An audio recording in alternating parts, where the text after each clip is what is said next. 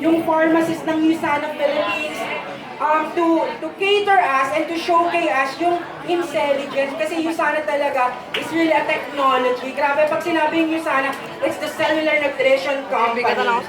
Diba? Ano ba yan? Herbal ba yan? No, it's more than herbal. We're Cellular Nutrition Company. Diba? Mas magandang pakinggan. Ayan. Dapat pala, And tonight po, you need to prepare your pen, your paper, your recorders. And let's all learn for tonight kasi grabe itong mag-speak sa atin for tonight. Alright? Talagang yung i-present niya sa atin is also coming from Utah. Alright? Talagang INCELLIGENCE technology yung i-present po for tonight. Ayan. So ready na ba yung pen and papers nyo? How about your recorders?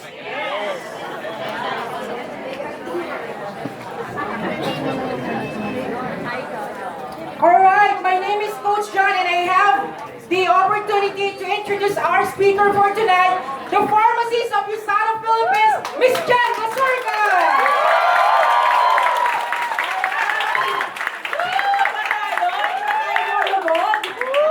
Kidding aside, narinig ba ako dyan sa likod? Yes! Nalakasan ko lang mo ng konti, hatipikan na rin ako eh. Hello, ayan. Hello, ayan. So, how's everybody? Great! The Intelligence Technology training was 2 years in the making. I remember I went to Salt Lake 2014. Pinag-aaralan na po namin ito.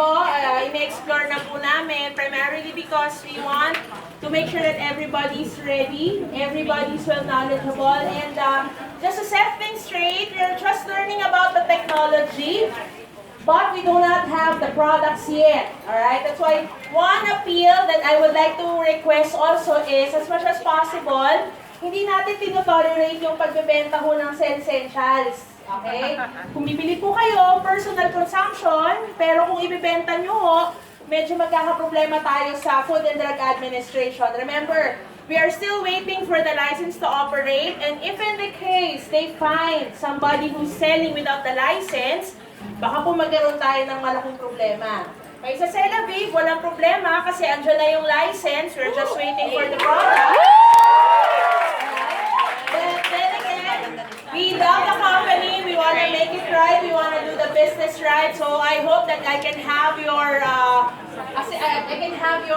kumbaga promise to do the business ethically. Pwede po ba yun? Yes! Alright, so siguro we'll start the training.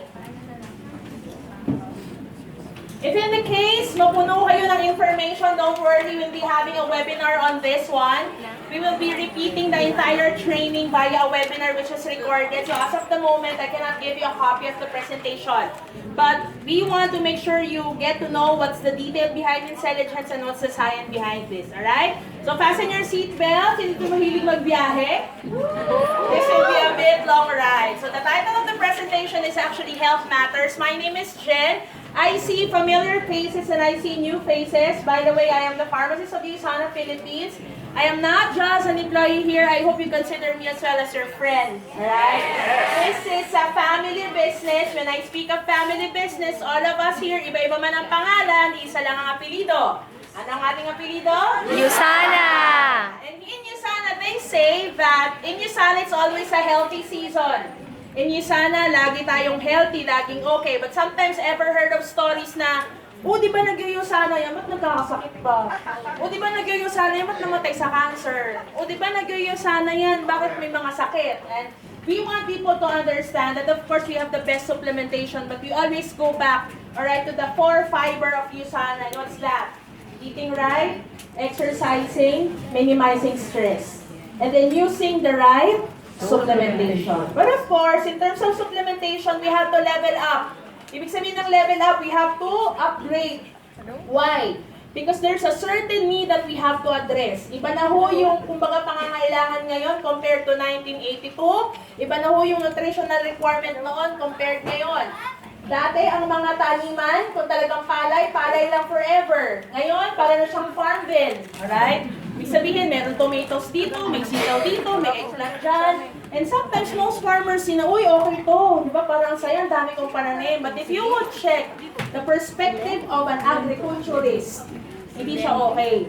Kasi bakit? Nagkakaroon tinatawag na competition of nutrients. So the key thing we want people to understand is that supplementation was designed basically to bridge nutritional gap because we cannot get nutrients from plant alone.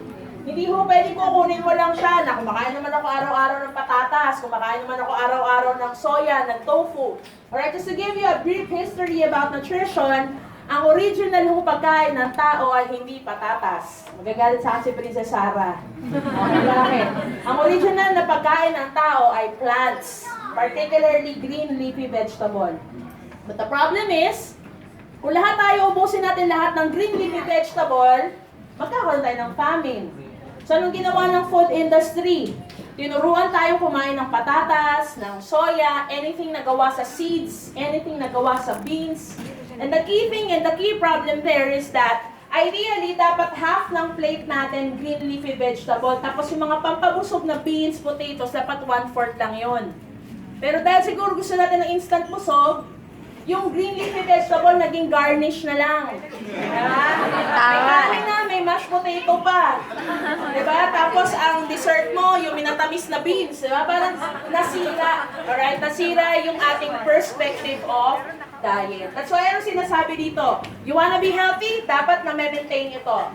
What key problem we see here is that a lot of people lack sleep. Alright? Ever wonder bakit ka nagiging masakitin? It's probably you lack sleep. Our brain, particularly the part we call the pineal gland. Repeat after me, pineal gland. Pineal gland. Below your hypothalamus, that's a very, very small gland on your brain. Ideally, yan yung nagko-correct ng sleep and wake cycle natin. Ibig sabihin, yan yung naglalabas ng melatonin naturally para makatulog ka at para gumising ka.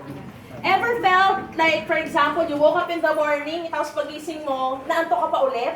Yes. That is actually a very simple example wherein nagkakaroon ng a little malfunction ng yung pineal gland. At usually, for some people, they need some melatonin to correct that condition para pag nagising ka, talagang gigising ka na agad, hindi ka pa babalik sa pagtulog.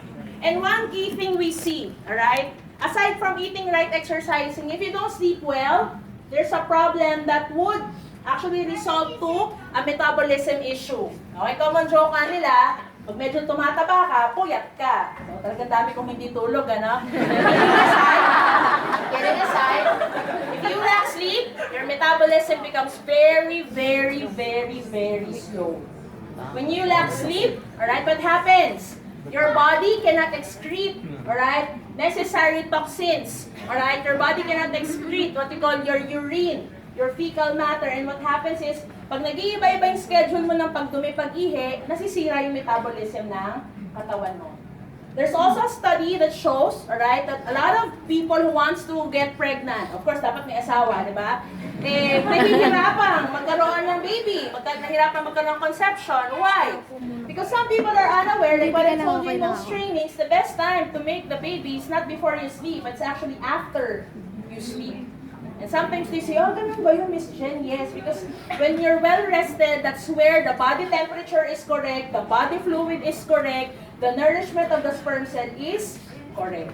Pero anong problema? Kahit ano sabihin kong training ito, kahit ano sabihin kong mahalaga to, experiential learners tayo. Eh, alam mo na malambot yung tae, tatapakan mo pa, uy, ang lambot pala talaga. We sometimes want reconfirmation. Ibig sabihin, gusto mong i-confirm bago mo patunayan na, o nga pala, meron pala siyang malaking impact. Isa rin na laging kulang tayong guilty ang lahat, exercise. So, kakain ako ng, like for example, last Saturday. So, di po kasi ng anak ng boss ko, ni Ma'am Lisbeth. So sabi ko sa sarili ko, tatakbo akong 10K kasi kakain ako sa buffet. Medyo lagi tayong ganyan, di ba? And some people are unaware that when you exercise, your body produces what you call your positive inotropy. Ano yung sabihin ng positive inotropy? Positive stress na kailangan ng mga body organs mo so that they can detoxify themselves. Minsan, alright, some people are unaware, when you have slight fever, kaysa uminom ka ng paracetamol, or kaysa uminom ka ng maraming medication, madalas ang cure dyan is igalaw mo yung sarili mo, mag-exercise ka, tumakbo ka. And once you start sweating, that's where your body starts rejuvenating itself and improving itself. Most of the time, we develop mga arthritic pain. Kasi bakit? Hindi nagagamit yung mga paa, hindi nagagamit yung mga tuhod. And kadalasan, lagi tayong upo ng upo. And the key thing about exercise is that this is a lifelong sport. Ibig sabihin, dapat lagi natin siyang ginagawa. Just a silent example, a while ago we had a press con with doctors, alright? And ang napapansin mo ng mga doctors ngayon, madalas ang mga medical society, kapag meron silang mga fundraising, di ba dati mahilig silang magpa-movie? Like for example, watch this movie, tapos yung proceeds will go to the Cancer Society. Ngayon, hindi na ho ganyan. Ano nang ginagawa ng mga medical society? Nagpapa-fun run, nagpapa-fun walk, di ba? Kung ano-ano mga run walk. Why? Because we are getting bigger, and bigger. Another key perspective that is wrong and that has to be corrected is the diet and the health. Alright? Later on, when you go home, I hope you check the nutritional label of your food. Okay? Yung nutritional label, madalas basihan natin yan. Kaya di ba may mga nagsasabi, ayoko na USANA, overdose yan. Kasi tignan mo yung nutritional label, may cross, ibig sabihin parang nakakamatay. But let me give you an example. Right? In most nutritional labels, what you see is carbohydrates, proteins, fat. Meron diyang nakalagay na milligram, tapos meron nakalagay na percent. Diba? Pero tingnan mo yung sugar. Sa sugar, nakalagay lang milligram. Pero hindi nila nilalagay ang percent. Bakit? Because once they convert that, you will be surprised that most food that we have has more than 300% of sugar that we need a day. In a documentary, Fed Up, they said that every day ang kailangan mo lang is 6.5 teaspoons of sugar. But in a simple soft drinks, you already have 8 teaspoons of sugar. And bakit po naging ganyan? Alright, bakit po naging ganyan? It is because, alright, we are being on the go. Gusto natin laging on the go, gusto natin mabilisan. And the common problem now is that because of the wrong diet, we develop disease. I encourage you watch this documentary. It's not that agree ako doon, pero doon sa documentary na Fed Up, pinakita doon, alright, a 14-year-old child, iyak siya ng iyak. Okay, bakit? Kasi nagsiswimming na siya 4 times a week, nilalakad niya na yung aso niya, namayat na yung aso niya, hindi pa rin siya pumapayat, alright? And nung pinag-aralan ng mga doktor bakit, they found it out that most of our diet is actually consuming or actually has what we call sugar or processed ingredients. Ang dapat ng diet natin, okay, is yung diet na kinakain ng mga animals. Siguro yung mga aso medyo naiba na kasi may mga pedigree na, ganyan. Right? But the key thing is, most of us develop diseases because we are eating the wrong food. Okay? Some people aren't aware. For example, omega-3. Pakisabi sa katabi mo, omega-3. Akala natin, kahit ako rin for the longest time, akala ko ang best source ng omega-3 was fish oil. Okay? Kasi diba, pinopromote natin yung sa Biomega. But when I actually read this article, and also I found it out in a lot of clinical papers, ang best source pala ng omega-3 was actually plant. Yun nga lang ang problema. Kung ang gagawin ng tao ay kukunin niya ang omega-3 sa plant, mauubos ang plant. At sometimes, kahit kumain ka na ng isang pinggan plant, hindi mo pa makukuha yung omega-3. So anong nakita ng mga scientists? When they watch the behavior of fishes, ang mga fishes, what they do is they eat plants. Hindi naman yung mga kangkong, ibig sabihin nasa ilalim ng dagat. And as they eat the plants, the omega-3 goes to their skin, the omega-3 goes to their system, sabayan pa na dahil langoy sila ng langoy para silang endlessly nag-exercise, sila ngayon yung naging second best source ng omega-3. So anong sinasabi natin dito? Most of the nutrition that we can get can either come from plants or can come from animals who consume plants. Baka. Akala natin ang baka ang best source ng calcium. Ay, of course, may cholesterol yun sa tama. But what's the key thing? Hindi ho baka ang source ng calcium. Hindi, okay pa ako. Carrier lang siya ng source ng calcium. Anong kinakain ng baka? Grass. If you ask me what's the best source, it's always plants. But I tell you, masarap ang steak, masarap ang lechon, masarap ang meat, alright? So, if we always think about that, most of us will really get sick because we don't really realize na napakahalaga ng role ng tamang plants, ng tamang diet for our body. So, hindi naman tayo nandito para kung mag-pity party na mali yung mga ginagawa natin sa health natin, right? But, most of the time, aside from knowing that we don't eat right, we don't exercise, we don't minimize stress, we always do this mistake. Let's watch this.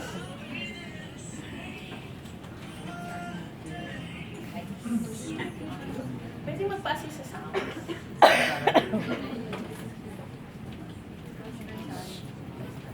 Patuloy na lang.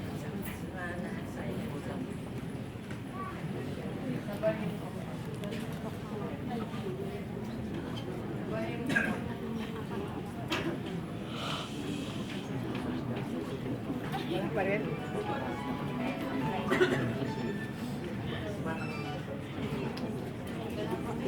Pinaalala, gumawa ka ng group, no? Pinaalala mo na.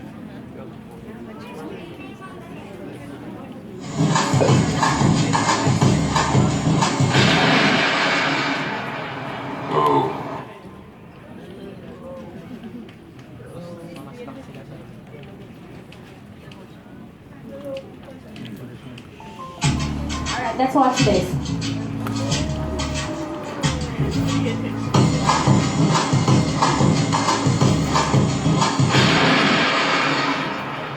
Oh, that's not good. I don't need this. I'm already late. Somebody will come. Anybody out there? Do you have a phone? No.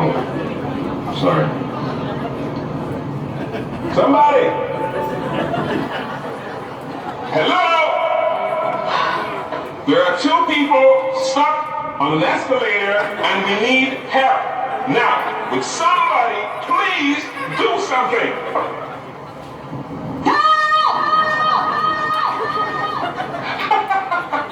I don't believe this. Lapit-lapit. You gotta be kidding me. I'm gonna cry. Well, there's nothing else left to do, is it? Alright. Why did I show the video and why did I first discuss the basic things? It's because if you speak about supplementation, hindi ka lang maayos ng supplementation. 90% of what makes you healthy is in your hands. It's actually the decisions you make. And sometimes we could be guilty of this. Nagagalit tayo, ano ba tong Enterprise Center? Sabi, second pinakamahal na building, sila escalator, di ba? Then of course, from 24th floor pababa, di ba? Parang hirap naman din yata. But there are some key practices that we do that most of us cause, or most of the time cause for us to be sick. But what's the good news? The good news is, prior for these things to happen, meron ng mga solusyon na binigay sa atin when we were created. I hope I may not sound too religious, but the key thing here is that you have the potential to help and heal thyself. Alright? This is a common story I've been telling to everybody, but it always rings an interest to me each time I talk about it. Diba? For the sake of those who are just new here, diba? Ever wonder, diba? Ito natanong ko na ito dati. Bakit walang baboy na nasa stroke? Diba? Mga ibon, lipad ng lipad, ba't di nagkakarayuma? Yung mga baka, laro ng laro sa putek, pati sila nagkakanyumonya.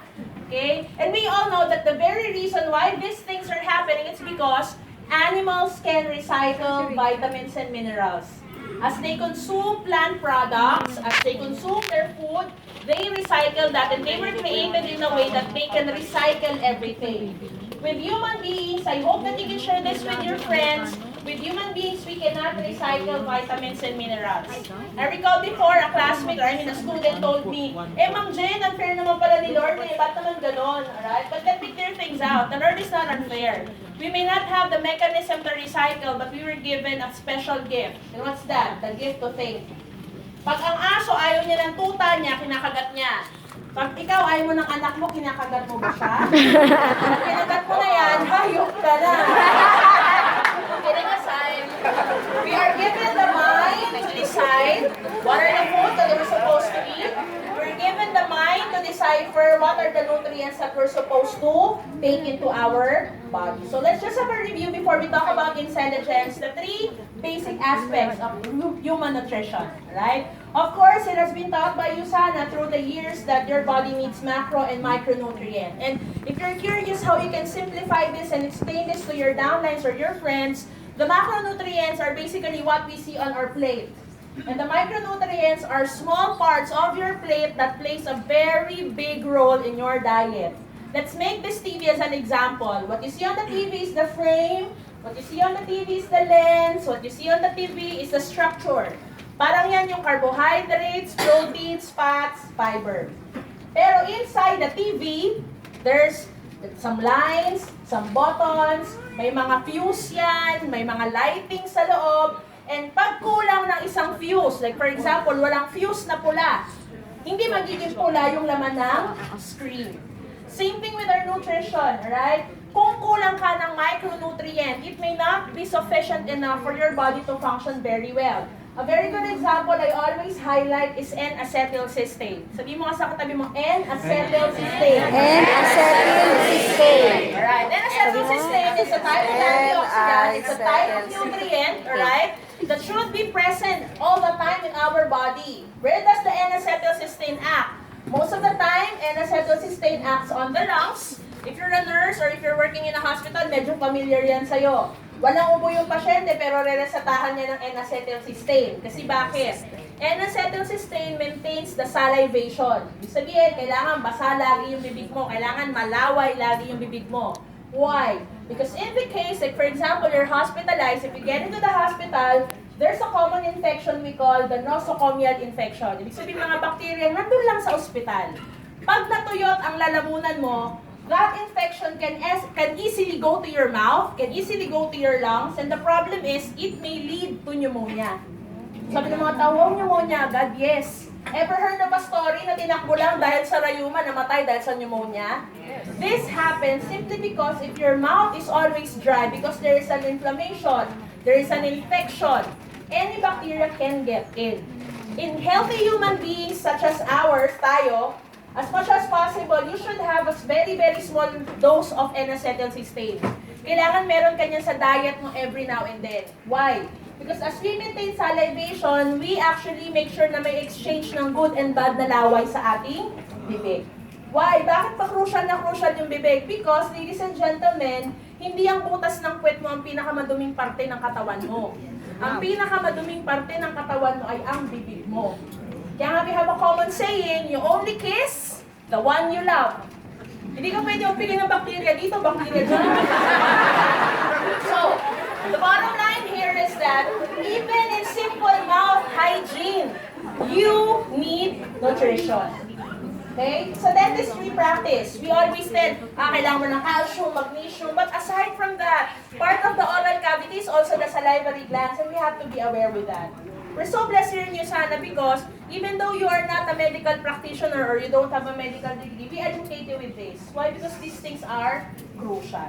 So yung micronutrient na nasa loob ng prutas at gulay mo, madalas pag di mo yan nakakain, kulang na kulang yan. At pag kulang ang micronutrients, okay, like for example, sa kotse, kulang ka ng isang button, hindi mo na matatapos yung wildflower kasi mababangga ka na. Hindi mo na matatapos yung mga activity mo kasi maraming magkakaroon ng malfunction in the body. Okay? Another key example I'd like to highlight, folic acid. Okay? All this time, we thought folic acids are just for women. So ano naging problema natin? Marami tayong mga lalaki na naging Derek Ramsay. What do I mean? Medyo nakakalbo sila. Okay, why? Kasi kulang ng folic acid. That's why sometimes a lot of people would tell me, Ma'am, folic acid, di ba pang babae lang to? No. Okay? Nagkaiba lang tayo ng gender, pero ang nutrient requirement natin pareho, kaya dapat meron tayo. Another key thing I'd like to highlight, most of the time we want specialized nutrition. Marami ako nakikilalang mga doctors, they would tell me, hindi, ang gusto ko lang sa client ko, skin lang. Gusto ko maganda ng skin niya. But ladies and gentlemen, your skin is actually the reflection of what's in the inside. Ibig sabihin, kung maayos yung metabolism mo, maayos yung enzyme production mo, kung nakaka-defecation ka, kung nakakadumi ka, nakakalabas ka ng mga toxins away from your body. So essential macro and micro, usually we get that from diet, but we also outsource that from supplementation. Another key thing, antioxidants. Sometimes people would tell me, Ma'am Jen, vitamin C na lang, sapat na yun eh. Parang nakita ko sa Google, yun na yung master vitamin eh. But ladies and gentlemen, if you would go a little bit biochemistry, you would understand that vitamin C goes in a lot of ways. Let me make it simplified, okay? Alam niyo ba na ang vitamin C, marami ang vehicle? Pasabi nga sa katabi mo, vehicle. Ibig sabihin, different parts of your body, may mga pangangailangan yan. Si bones mo, may pangangailangan. Si heart mo, may pangangailangan. Immune system mo, may pangangailangan. They need vitamin C, but a vitamin C with the right vehicle. Okay, so pasabi nga sa katabi mo, vehicle. What do I mean? Alright? Sometimes I would receive calls telling me, ay naku, blinap lang ako nung USANA associate nyo. So sabi ko, bakit naman? Wala namang vitamin C dito eh. Alright? And sometimes I have to give time to explain why. Because in USANA, we have created 4 different types of vitamin C. Okay, a vitamin C that acts in the immune system, that's what we call the zinc ascorbate. A vitamin C that acts on the electrolytes para balanse ang calcium, hindi ka kumikindat-kindat nang wala kang intensyon. Potassium ascorbate. You need a calcium that aids in digestion para mas ma-absorb mo yung mga nutrients. That's magnesium ascorbate. You need a calcium na para sa bones, sa muscles, sa teeth, alright? Para sa reproductive cells. That's what we call your calcium ascorbate. And ladies and gentlemen, if we don't realize this, you will not really value what makes USANA products different from the others. Antioxidants are so important. They play a very vital role, alright, in balancing and neutralizing free radicals in the body. Trivia. When you exercise, you produce free radicals. When you're angry, you produce free radicals.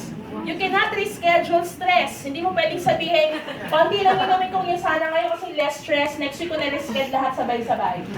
Every day. Alright? Like for example, ito parang sobrang close na close tayo. Diba? May lumalabas na stress na factors dito, free radicals.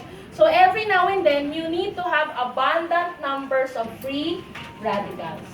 Actually, sa totoo lang, alam naman natin to eh. Pero ano lang yung key factor? Mahal kasi yung product. But, ladies and gentlemen, may pambili ka nga ng St. Peter. Tama. May pambili ka nga ng Sanctuarium. May pambili ka nga ng Anelo. Bakit hindi mo mabilhan ang kailangan ng katawan mo ngayon? And ladies and gentlemen, of course, ako naman sa perspective ko bilang pharmacist, if the time comes that you start earning, one of my challenges and one of my encouragement is, bago ka bumili ng bahay, siguraduhin mo munang naka-optimal dose ka. Bago ka bumili ng kotse, dapat natikman mo man lang yung Biomega. Kasi minsan may mga tumatawag dito na, ma'am, binalik daw kasi liliit daw ng tableta natin. May maliliit bang tableta, ma'am? So yung purest, di ba? You have to take the products and experience the product so that you can actually see the USANA. And going back to antioxidants, alright? There are different parts of the body that are antioxidant specific. Ibig sabihin, may mga antioxidants na para sa pancreas, example, yung chromium. Kadalasan may mga nakakakita sa internet, uy, maganda pala sis yung chromium, di ba? So bibili ka agad dun sa mga drugstore ng chromium na 500 mg na yun lang mag-isa.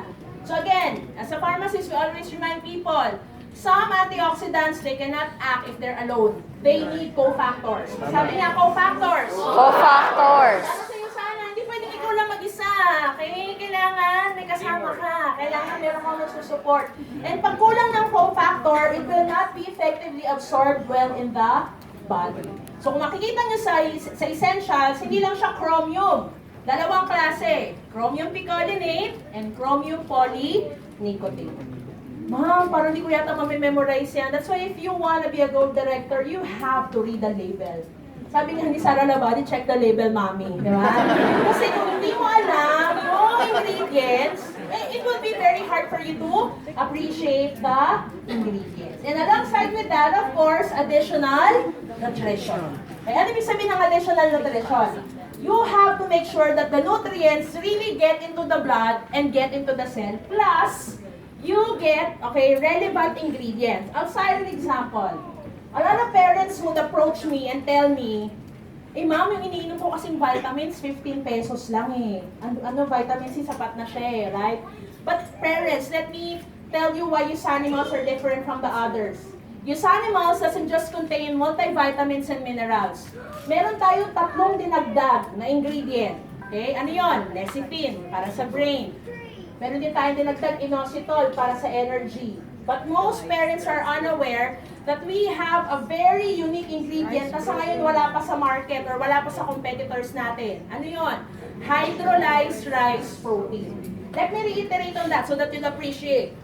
Okay? Hydrolyzed rice protein is very much needed by children, especially if they are not breastfed. And again, we don't want to breast shaming yung mga nanay na hindi nakakapag-breastfeed. Because I have seen sa hospitals na minsan talaga, kahit anong gusto nila magpa-breastfeed, dugo na lang lumalabas, di ba? Sobrang ahaw ng asawa, parang gusto na ko na lang, di ba? Gusto choco yung lalabas, di ba? Kidding aside, there is some who cannot, right? So, what's the next frontier? Ano ang replacement natin kung talagang hindi kaya ni nanay? Ang next nating replacement is to find a key ingredient that somehow can provide some of the nutrients na meron sa breast milk. And one example of that can be found in what you call your brown rice. And what's that? That's the hydrolyzed rice protein. Hindi lahat ng panahon, like for example, we have specialized milk, diba? Yung mga S26, NAN1, NAN2, hindi mo naman yung pwede painom hanggang 7 years old. So ano yung key thing natin? You find a key molecule, you find a key nutrition that somehow can compensate yung hindi mabibigay sa ating nutrition. So, I hope you appreciate those kinds of twitches that we do here in USANA. Like for example, yung Meriva. Okay? Yung sa ating Hepasil, okay? Yung ating Meriva technology or rather sa Procosa, bakit siya unique? Because additional nutrition were added so that you can absorb the nutrients better and get the effect of the nutrients well in the body. So, as we move forward with INCELLIGENCE, now ngayon alam na natin yung mga 3 aspects of human nutrition, which is the basic, we all understand that inside your cells, there are organs. So, ano yung tawag doon sa mga organs sa loob ng cell? Organelle.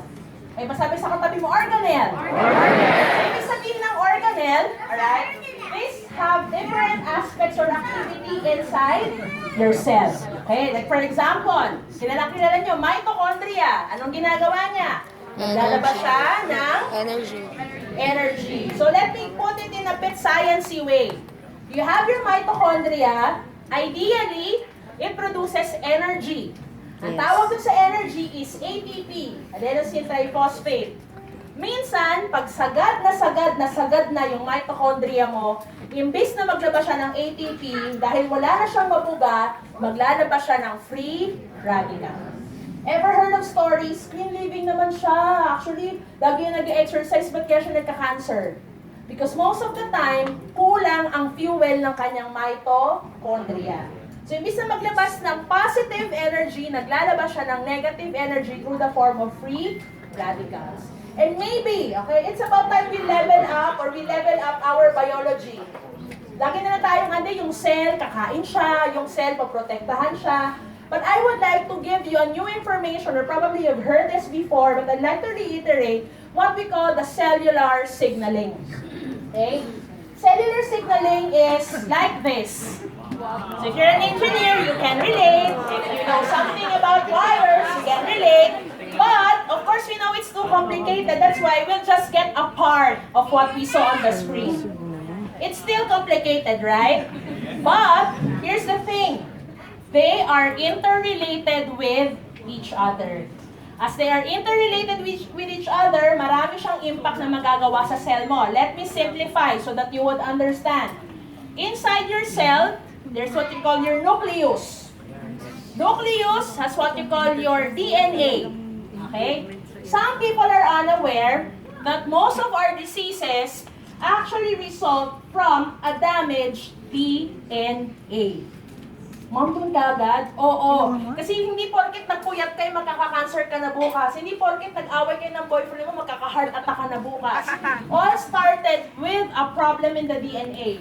We call that mutation. Paulit ka sa katabi mo, mutation. Mutation. Di ba pag mutant ka, ibig sabihin abnormal, may iba sa'yo. Alright? And kapag hindi maganda or laging may mutation yung DNA mo, magkakaroon ka ng signaling issue. Pag may signaling issue ka, mangyayari is may problema si DNA, magkakaproblema si nucleus. Si nucleus magbibigay ng ibang instruction kay mitochondria, ibang instruction kay lysosome, ibang instruction kay cell membrane. Madalas, pag sira si DNA, anong sasabihin niya kay cell membrane?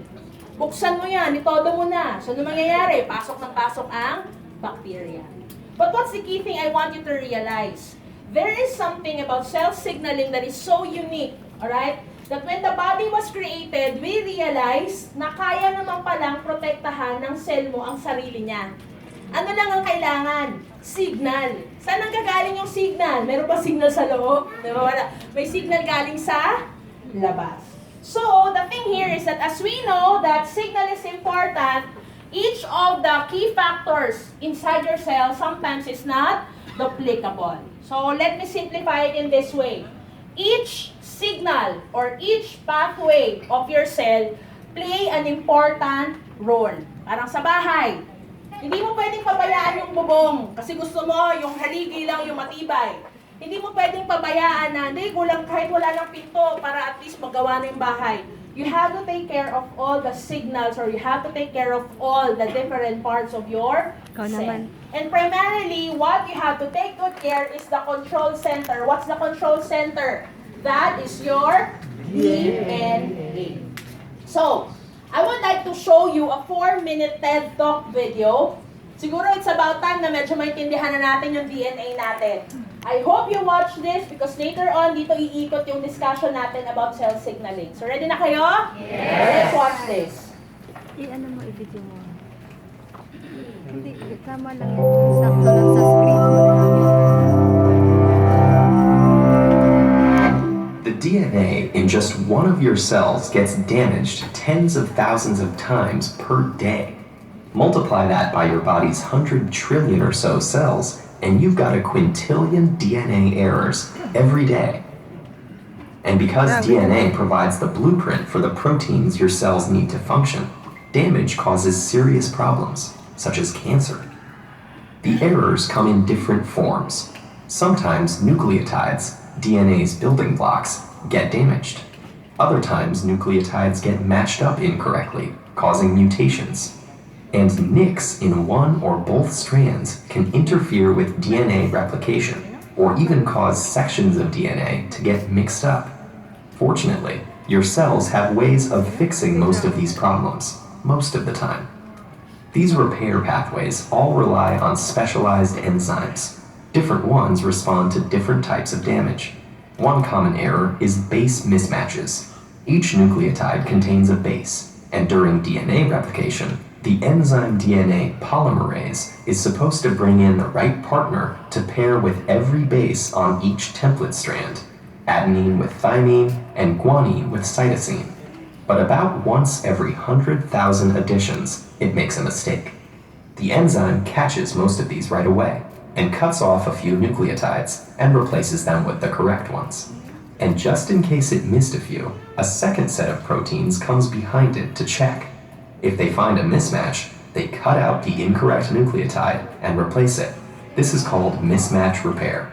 Together, these two systems reduce the number of base mismatch errors to about 1 in 1 billion. But DNA can get damaged after replication too. Lots of different molecules can cause chemical changes to nucleotides. Some of these come from environmental exposure, like certain compounds in tobacco smoke. But others are molecules that are found in cells naturally, like hydrogen peroxide. Certain chemical changes are so common that they have specific enzymes assigned to reverse the damage. But the cell also has more general repair pathways. If just one base is damaged, it can usually be fixed by a process called base excision repair.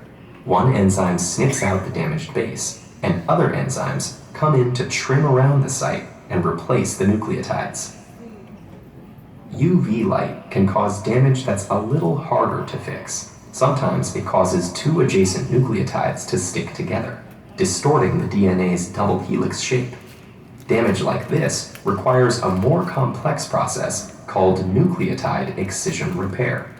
A team of proteins removes a long strand of 24 or so nucleotides and replaces them with fresh ones. Very high-frequency radiation, like gamma rays and X-rays, cause a different kind of damage. They can actually sever one or both strands of the DNA backbone. Double strand breaks are the most dangerous. even one can cause cell death. The two most common pathways for repairing double-strand breaks are called homologous recombination and non-homologous end joining. Homologous recombination uses an undamaged section of similar DNA as a template. Enzymes interlace the damaged and undamaged strands, get them to exchange sequences of nucleotides, and finally fill in the missing gaps to end up with two complete double-stranded segments. Non-homologous end joining, on the other hand, doesn't rely on a template. Instead, a series of proteins trims off a few nucleotides and then fuses the broken ends back together. This process isn't as accurate. It can cause genes to get mixed up or moved around, but it's useful when sister DNA isn't available. Of course, changes to DNA aren't always bad. Beneficial mutations can allow a species to evolve, but most of the time, we want DNA to stay the same. Defects in DNA repair are associated with premature aging and many kinds of cancer. So if you're looking for a fountain of youth, it's already operating in your cells, billions and billions of times a day.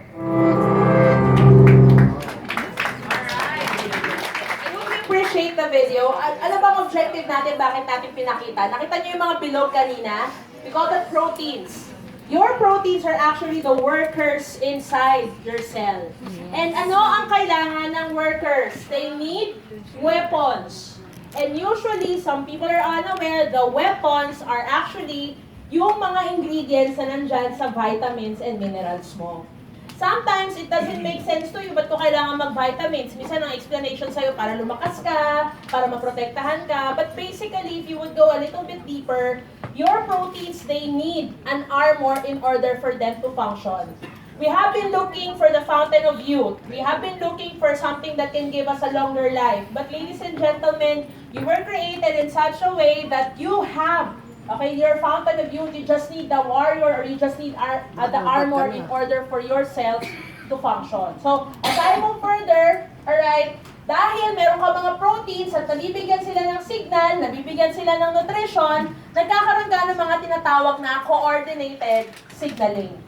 And ano ho yung ginagawa natin? Why are we upgrading our USANA products? We are upgrading our USANA products primarily because Dr. Marilwens and the team realized, alright, that since we have the fountain of youth, that since we already have the proteins inside our body na meron talaga tayo to have longevity, kailangan mo ng initiation. Kailangan mo ng source of nutrients. Remember, cell signalings are like dominoes. Kapag may problema yung isang part dyan, alright? Kapag may problema yung isang nutrient dyan, masisira at magkakaroon talaga ng mga degenerative diseases. Alam na natin ang causes kung paano masira ang DNA natin eh. Diba? Yung pollution, yung lack of sleep, yung ating abuse sa katawan natin. But what's the good news? The good news is you can turn on or turn off those factors that may cause you to be sick. And what is that? By understanding the genetics of your cell. I hope you remember the training I had before about epigenetics. Anong ini-explain doon sa epigenetics? Malaki ang impact, alright, ng diet, malaki ang impact ng nutrition para maging maganda yung cell mo. Just to refresh you, di ba nang ginawa ng study sa Japan, ang ginawa nila is kumuha sila ng mother na daga. Yung mother na daga, kinuhanan nila ng DNA analysis. Nung nakita nila yung DNA analysis ng mother na daga, nakita nila na hindi maganda yung kanyang DNA sequencing. May mga mutation. Nakita nila na hindi hahaba yung buhay kasi may mga problem nga. And what they did experimentally is in-impregnate nila yung daga. Siyempre, hindi na natin pakikialaman paano. Basta nabuntis yung daga. So, nung nabuntis yung daga, nung nanganak na siya, alright, what the scientists did in Japan is they got the DNA sequence of the newly born na daga or the mice. And surprisingly, what they saw, alright, is that bakit kaya mahaba yung kanyang longevity? Bakit kaya yung DNA sequencing niya okay? Bakit kaya yung replication niya okay? And nung pinalikan nila yung pregnancy ng mama na daga, meron silang ginawang intervention. Anong intervention? Nilagyan nila sa diet ng micronutrients, ng vitamins, ng minerals, coenzyme Q10 to be very exact. Nilagyan nila ng turmeric. And they realized may impact sa genetics ang nutrition. may impact ang micronutrients para maging maayos ang DNA sequencing. So, anong sinasabi ng epigenetics? Pwede mong ipamana ang good health. Your Yes. genetics now may not be okay because you're fully filled already. Gawa ka na eh. But you can do something for the next generation. I hope you realize that USANA is not just a business. USANA is a legacy. What do I mean? You're giving the next generation a chance to have an improved life, to have an improved cell, to have an improved DNA. And hindi ito pambobola, hindi ito fake science. Ang TED Talk, hindi naman USANA yan, di ba? But it tells us clearly that your cells have fountain of youth. It just needs the right nutrient in order for it to function. Kaya yung common nating sinasabi, huwag kang mag-aasawa ng di nag-USANA. Sa cells na lang ba makikinabang? Sa iyo lang makukuha ng magandang DNA, di ba? So you have to also consider both of the parents should have the right nutrients in order to have a better offspring in the future. So, on a high note, alright, on a more happy side, okay? Huwag mo na, Kung sinasabi nila mahirapan. na, hindi, yung hypertension, mamamana talaga yan ng anak ko, hindi, forever na yan, nasa dugo na namin yan. What's the good news? If you start the change in you, there might be a chance that you cut the curse of hypertension or degenerative disease in your future offspring. At yan naman ang hugot natin, ba't natin ginagawa ang USANA? Huwag mo na. Kasi madalas hindi tayo naniniwala na may hope for future. Minsan gusto pa natin may scientific basis. So, anong scientific basis na pwedeng hindi mo na mapasa yung hypertension? Epigenetics. May impact ang nutrition sa DNA.